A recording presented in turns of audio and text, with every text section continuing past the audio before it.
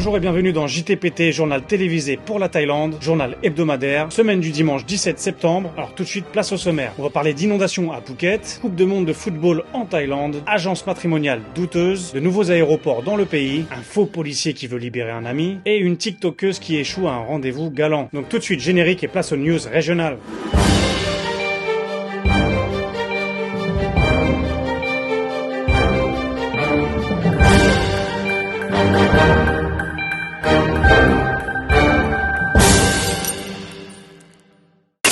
News régionale, alors première pluie intensive sur Phuket, ce qui a provoqué des inondations partielles. L'averse a débuté vers 15h pour se terminer environ à 20h, avec un débit important en continu. Patong particulièrement touché car ville ultra bitumée, forcément ça absorbe moins. Comme on peut le voir dans certaines rues, il y a au moins 1 mètre de hauteur d'eau.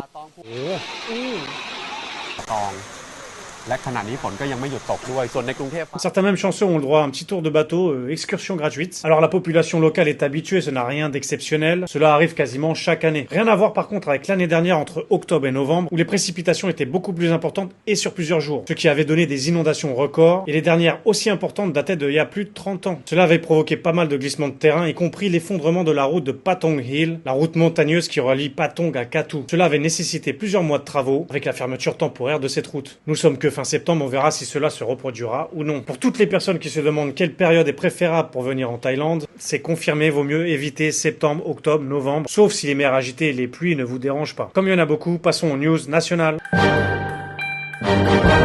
News nationale, Khun Sreta Thavisin, Premier ministre thaïlandais, en voyage à New York pour assister à la 78e Assemblée Générale des Nations Unies. Il en a profité pour rencontrer le président de la FIFA, M. Gianni Infantino. Ce dernier exprimant qu'il importait un intérêt réel au football thaïlandais. Alors, échange de cadeaux entre les deux hommes, avec le fameux carnet que tout le monde redoute sur le terrain, carton rouge, carton jaune, en fera-t-il bon usage? M. Sreta aurait déjà discuté avec d'autres dirigeants pour proposer que le pays puisse accueillir la Coupe du Monde en 2034. La Thaïlande devra développer beaucoup d'efforts pour atteindre cet objectif très ambitieux.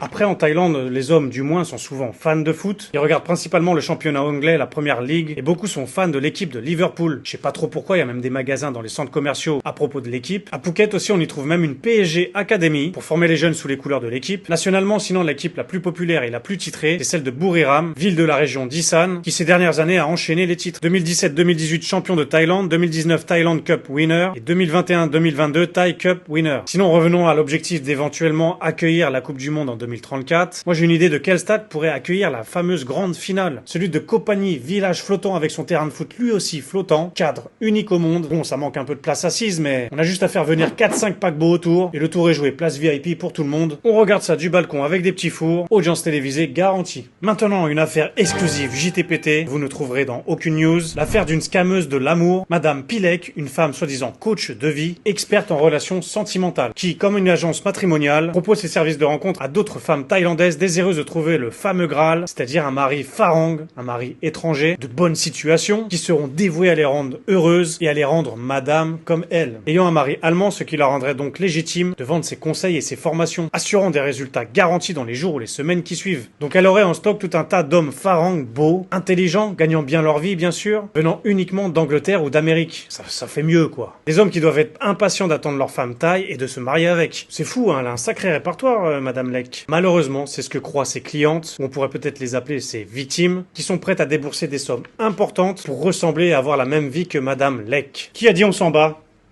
Pas de jeu de mots avec Lek, hein. Elle propose donc plusieurs forfaits différents, le droit à avoir accès à des hommes de plus ou moins haute classe sociale. Alors ça commence donc par 20 000 bahts, environ 500 €, pour avoir un ingénieur, employé au gouvernement. Ensuite, 30 000 bahts, vous avez le droit à un businessman ou un agent immobilier. Ensuite, 50 000 bahts, profession médicale ou pharmacien. Et le forfait VIP Premium à 100 000 bahts, c'est-à-dire 2 600 € environ 6 mois de salaire thaïlandais, pour obtenir un propriétaire viticole ou un propriétaire de ferme animale. Alors, en Thaïlande, c'est certainement bien vu d'avoir une grande ferme, mais en Europe ou en France, quand on voit l'amour est dans le pré, je sais pas si ça fait vraiment rêver de notre côté. Mais je vais lui proposer, il y a peut-être une petite collaboration à faire entre Madame Lek et l'émission. Je pense qu'ils diraient pas non, les agriculteurs, d'avoir une petite femme thaïlandaise à la maison.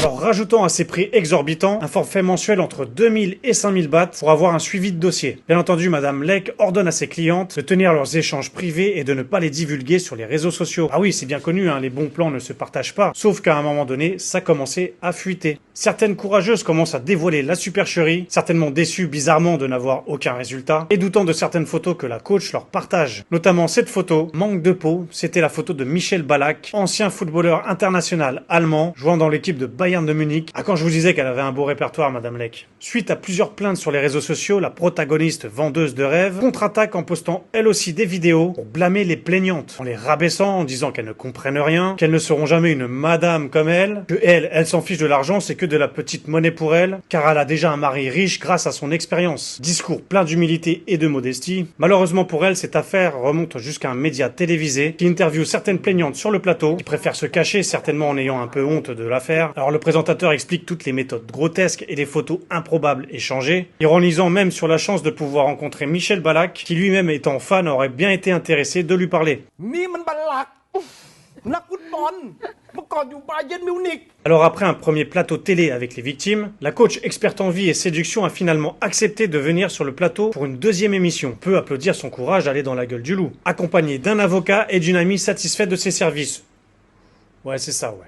Donc elle vient pour justifier ses services et ses tarifications. Alors au début, elle est tout sourire, toute confiante. Ça a rapidement tourné à la soupe à la grimace quand le présentateur en vient donc au sujet de la photo du footballeur. Alors pour sa défense, elle précisait qu'elle ne connaissait pas ce joueur et qu'elle aurait été trompée par une fausse photo qu'un homme aurait utilisée pour sa photo de profil. Et donc le présentateur lui dit vous vérifiez pas? Ça veut dire que vous envoyez des gens qui peuvent arnaquer vos clientes. Donc là ça bégaye, ça sort n'importe quelle excuse, c'est pas de sa faute. L'émission la met ensuite en confrontation avec une autre plaignante, anonyme, qui elle avait déboursé le forfait à 100 000 bahts, qui après plusieurs mois il ne se passait plus rien et Madame Lake l'aurait même bloqué. Sur le plateau, le présentateur lui demande donc si elle accepterait de rembourser cette cliente. Et là ça bégaye encore. Elle dit oui, je dois vérifier le dossier avant, savoir quelles dépenses ont été faites, faut que je calcule tout ça, vérifier si tout est vrai, blablabla, blablabla, jeu de jambes de footballeur. Jusqu'à l'heure, aucune plaignante n'a été remboursée, à part une seule qui s'est vue retourner la somme de 10 000 bahts. Après insistance, sa page Facebook sur son business lucratif a été désactivée entre-temps, expliquant que c'est pas elle qui l'aurait fermé, mais c'est la plateforme Facebook qui aurait clôturé le compte suite à de nombreux signalements. Alors j'espère que ça la calmera ou que même il y aurait une enquête sur cette affaire pour stopper ce genre de scam ou abus de faiblesse. Alors la Thaïlande n'est pas épargnée par les arnaqueurs, ils ont même eux aussi leurs influx voleurs, comme dirait Booba, notamment ce jeune de 25 ans, populaire sur les réseaux sociaux, lui aussi coach de vie, profitant de sa notoriété pour générer une cagnotte collective suite à un incendie à Chiang Mai, récoltant plusieurs milliers d'euros pour au final donner une toute petite partie et garder la majorité de la somme. Coup classique. La police est emparée de l'affaire et le jeune homme devra répondre de ses actes devant le tribunal.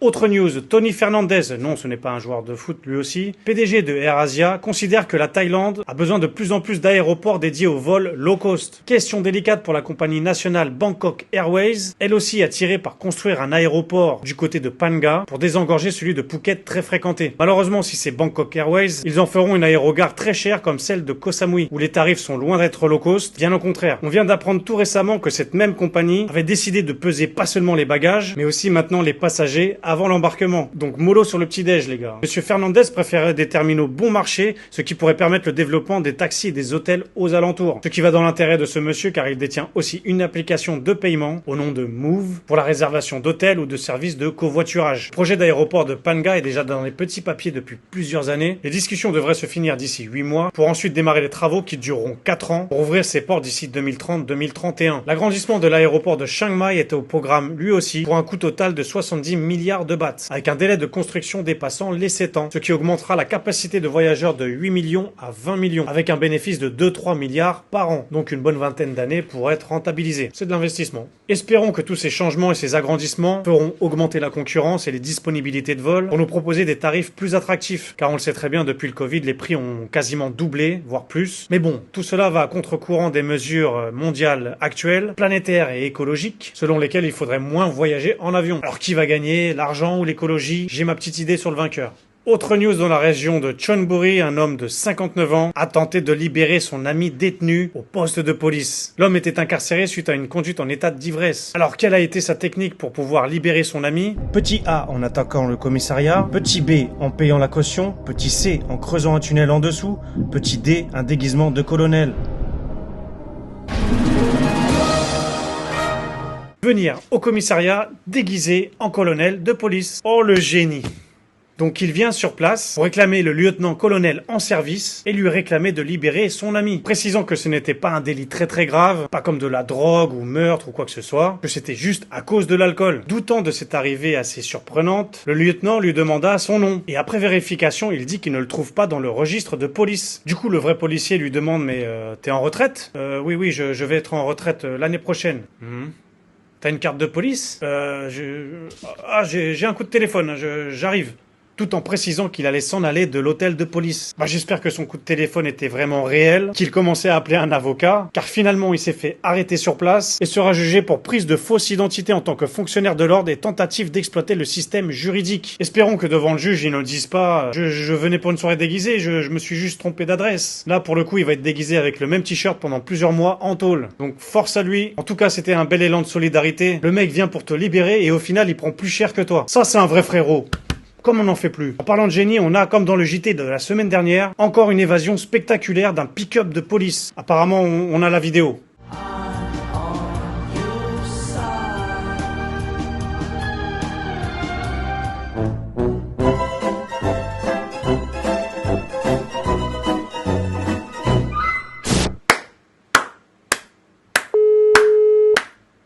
Oui, allô ? Oui, allô, brigade BARFF. Brigade quoi ? Brigade antifraude financière. On vous appelle suite à une plainte de détournement d'argent de votre chaîne télévisée. Ouais, ça m'étonnerait, hein. Vous êtes mal tombé parce que je ne touche pas un seul copec. C'est plutôt moi même qui mets de l'argent et beaucoup de temps. Oui, eh bien vous êtes aussi poursuivi pour arnaque en ligne avec votre JT. Quelle arnaque? J'arnaque personne. Je ne force personne à regarder, chacun fait ce qu'il veut, monsieur monsieur l'agent. Bon, écoutez, vous cherchez l'outrage à un agent de police, donc nous vous arrivons sur place avec un mandat d'arrêt pour vous placer en détention. Oui, écoutez, la semaine dernière, je me suis déjà échappé des extraterrestres. À partir de là, je ne risque plus grand chose. Dernière news, une vidéo TikTok qui est rapidement devenue très virale. Celle d'une utilisatrice au nom de ROF2541. Non, ce n'est pas un rappeur. Une demoiselle qui poste en live la vidéo de son date, son rendez-vous, pour rencontrer peut-être l'homme de sa vie. Alors cela se passe au restaurant après avoir discuté et échangé des photos en ligne. Sauf que... Ouais, vous pouvez jouer au jeu des 7 différences, voire même au jeu des 77 différences. Ah, la magie des filtres et des applications. Ça fait penser à une émission française où il y avait eu un cas similaire. Faut se calmer quand même un peu sur le photoshopage quand même. Bref, l'homme, une fois au restaurant, face à la vérité, a prétendu devoir aller garer mieux sa voiture. Et il est jamais revenu. Bon, elle a pas tout perdu, au moins elle a fait un carton avec sa vidéo, et elle est passée dans les news. Et elle est aussi passée au JTPT. Et je suis sûr que parmi toutes ces personnes qui vont l'ajouter, elle trouvera son prince charmant, sans triche, cette fois-ci. Profitons de ce sujet pour apprendre quelques mots en thaï, pour éventuellement votre premier rendez-vous amoureux. Donc aujourd'hui, on va apprendre à dire mignon, mignonne, je t'aime bien, et le fameux je t'aime d'amour. Donc quand vous voulez dire à une personne, que ce soit une femme ou un homme, qu'elle est mignonne ou mignon, vous dites narak, narak. Ensuite, si vous voulez juste dire à la personne que vous l'aimez bien amicalement, donc au masculin, ça se dit pom, chop, kun. Kun, ça veut dire toi, pom, ça veut dire je. Ou au féminin, ça se dit chan, chop, kun. Et pour dire je t'aime d'amour, il y a juste un mot à changer. Vous dites pom, rak, kun ou chan, rak, kun. Bonne chance pour votre date. JT 100% Thaïlande, cette fois-ci pas de news internationale, car on a déjà dépassé les 10 minutes. Tiens, j'en profite pour lancer un petit sondage. Rendez-vous sur l'onglet communauté sur ma page YouTube, à savoir si on garde justement cette fameuse section internationale dans les JT, ou pas. Section qui restera toujours minoritaire par rapport aux news thaïlandaises, qui est le concept même de la chaîne. Donc allez-y, j'attends vos votes pour savoir ce que vous en pensez. Un point sur le taux, il est à 38,39, une petite remontée avec un taux toujours intéressant, similaire à 5 ans en arrière. La météo, on l'a vu déjà en début de JT. Vendredi, jour d'inondation, et samedi, une petite pluie en continu très fine toute la journée, mais le reste du temps c'était nuages ou ensoleillement éclairci. C'est tout pour ce JT, merci aux nouveaux arrivants, on a une petite vingtaine des 300 abonnés, je pense qu'après cette vidéo ça devrait le faire. Merci pour votre soutien, vos interactions, partagez cette chaîne à vos amis, rajoutez mes réseaux sociaux, et à très bientôt car l'information n'attend pas. Levez les mains sur la tête, vous êtes en état d'arrestation. Ouais, c'est ça, ouais.